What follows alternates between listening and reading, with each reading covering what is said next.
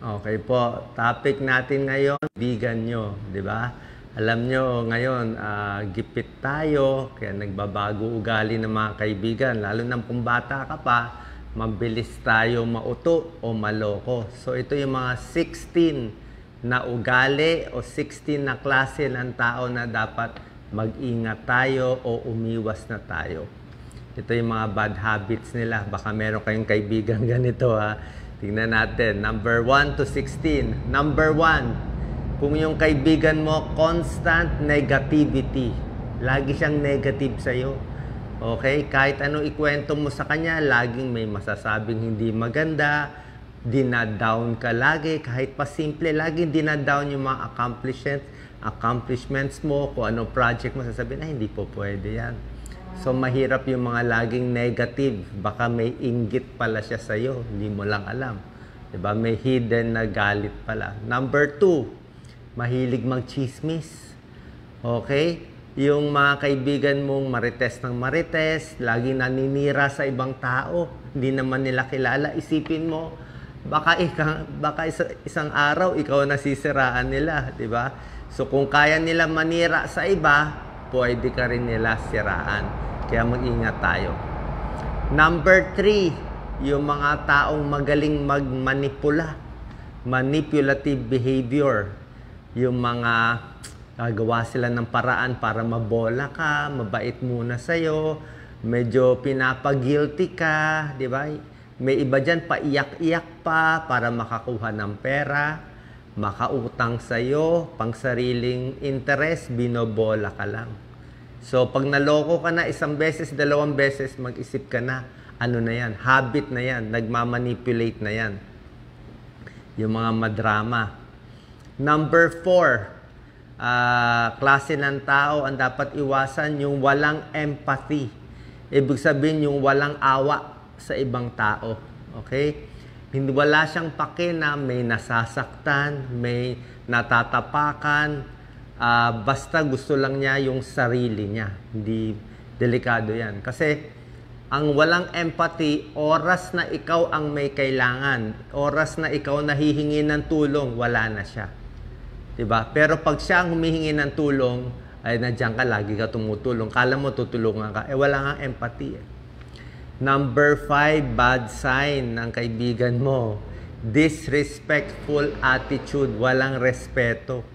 Okay? Bad manners, walang paggalang, delikado to. So, pag wala siyang respeto sa relihiyon mo, paniniwala mo, yung mga gusto mo, values mo, pag binabaliwala na nila yan, ibang usapan na yan. Diba? Number 6 sign, dishonest. Hindi honest. Ibig sabihin, madaya, masyadong wise. Okay? So, pag dishonest yung tao, baka may diferensya talaga sa konsyensya niya, pati sa ugali niya. O talagang ito yung mga makasariling tao. Siguro, kung kaibigan mo talaga, pagbigyan mo na lang isang beses, dalawang beses. Pero pag nahuli mo talaga, mukhang manloloko to ha. So, umiwas ka na. Diba? Pag naloko ka na once or twice, tama na. Huwag na magpaloko paulit-ulit. Huwag na magpapabudol, kahit kaibigan mo pa. Number 7, ito dapat iwasan talaga. Yung may inggit, matindi to, jealousy, envy, inggit sa'yo, may crab mentality, gusto ka lagi binababa. Okay?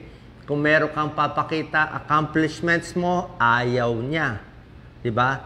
Galit siya sa'yo. Pero, dikit naman ang dikit siya sa'yo. Gaya naman ng gaya sa ginagawa mo. Lahat ng ginagawa mo, binabantayan niya.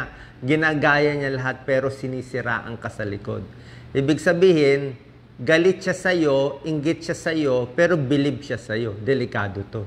Naninira ito. Yan ang pinakamahirap sa lahat. Kung may kapitbahay kayong ganyan, delikado. Number 8, na ugali na dapat layuan, yung madrama masyado. Yung talagang puro pansarili, me, puro drama, puro away, kahit maliit na bagay, pinapalaki. Sasakit ang ulo mo dito. Lagi na lang may issue. Actually, medyo selfish yung ganito. Number 9, ito Manipulation of information. Fake news. Ibig sabihin, naninira to. Okay? Binabago yung katotohanan para makuha ang agenda niya. Di ba? Ang comment nga, kwento mo yan, style mo yan. So, may binabalak tong taong to. Siguro mautak tong taong to para makuha kanya, gagawa siya ng kwento para kumampi ka sa kanya. So, delikado yan. Manipulation of information. Binabago. Number 10. Ito talaga yung sign Itong number 10, draining of energy. Pagkausap mo siya, parang nega siya talagang tao. Nai-stress ka talaga. Mas pagod ka pag nakita mo siya. Emotionally exhausted ka. Para siyang parasite, nakuha niya yung battery mo. So yung ganitong tao, iwas ka na. Okay? May taong ganun laging, ako na lang, pahingi ng tulong, ganyan-ganyan, tapos biglang iiwan ka na lang. Mahirap yon.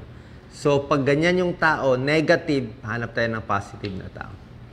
Number 11. Ito, delikado itong 11, Ito yung mga matatalino na salbahe. Number 11, ina-isolate ka sa ibang tao. Yan pakinggan nyo maigi. Ina-isolate ka, hinihiwalay ka. Okay, let's say close ka sa kapatid mo. Selos siya. Kukunin ka niya sa kapatid mo. Close ka sa nanay mo, sa tatay mo. Kukunin ka niya. Ina-isolate ka niya. Maraming ganyan, Hihiwalay ka sa best friend mo, kukunin ka niya. Hihiwalay ka niya sa pamilya. Para kang pet, Ginawa ka parang aso o pusa. O dito ka lang, Pag humiwalay ka, pag inaway mo yung magulang mo, bibigyan kita ng masarap na pagkain. Yan. Reward. Gusto niya control. Manipulation. Doon sila happy. Pero yung ganito, usually may mental problem yung ganito. Ina-isolate ka Ginagawa kang parang props. Number 12, constant criticism. Yung araw-araw sermon, araw-araw maliit ang tingin sa'yo, nasisira na yung confidence mo, diba? Iwas ka na. Tuturuan ko kayo mamaya paano umiwas. Yung talagang puro negative na lang, usually yung negative nila hindi harap-harapan yan Usually sa harap mo positive yan. Sabi niya, mabait to, magaling to. Pero, makita mo yung mukha niya, merong malikot yung mata, may ngisi na parang sarcastic. Sarcastic. Magaling siya, sobrang galing yan.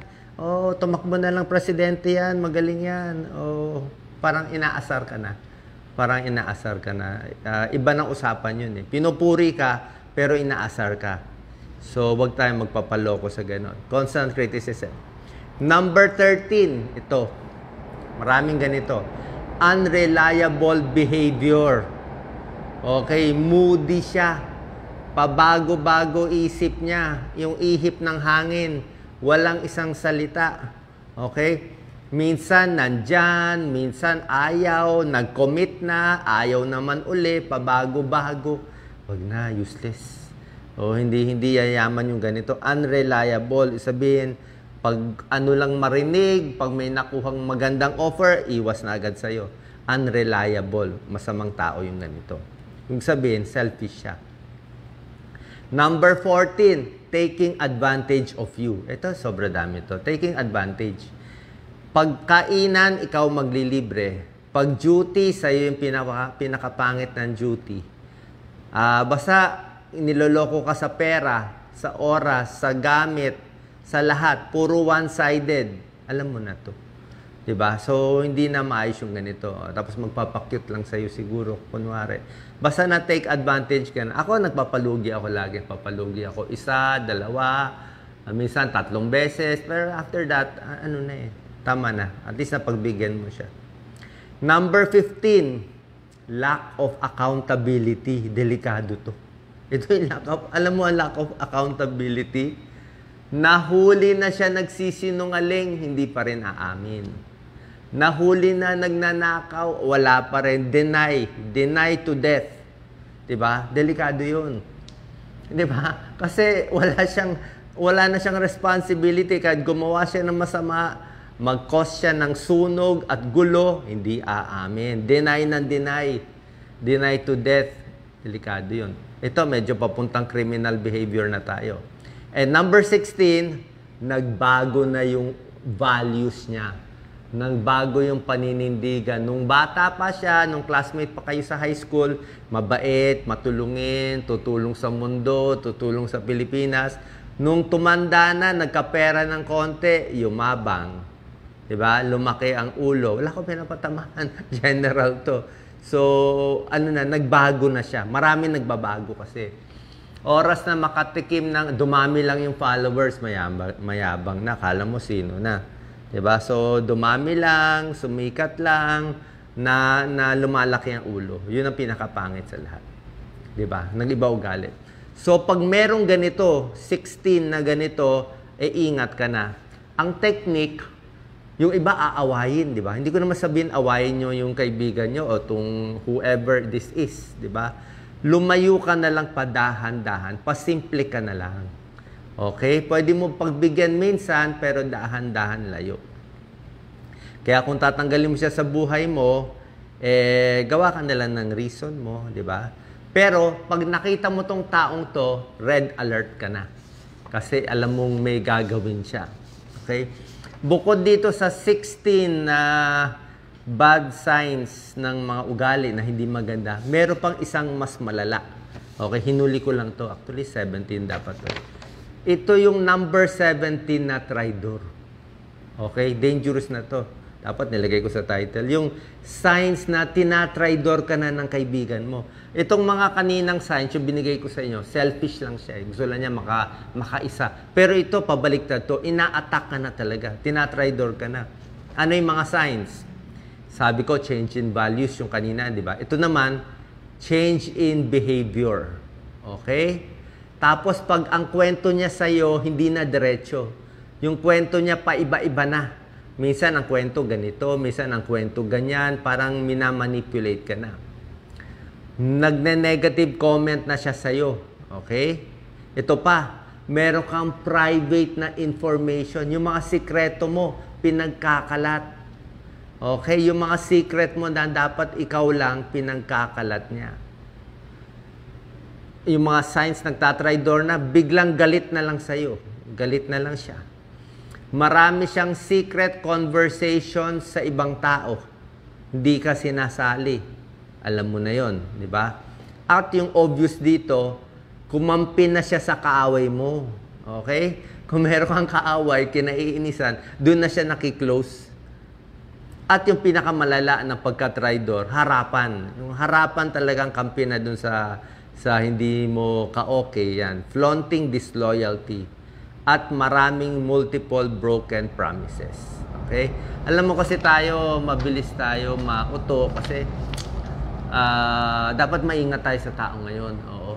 Sabi nga, kung gusto mo mag-ipon ng pera, lalo na sa negosyo, mahirap kumita ng pera pero ma-scam ka lang ng isang ganitong tao, ubos agad lahat.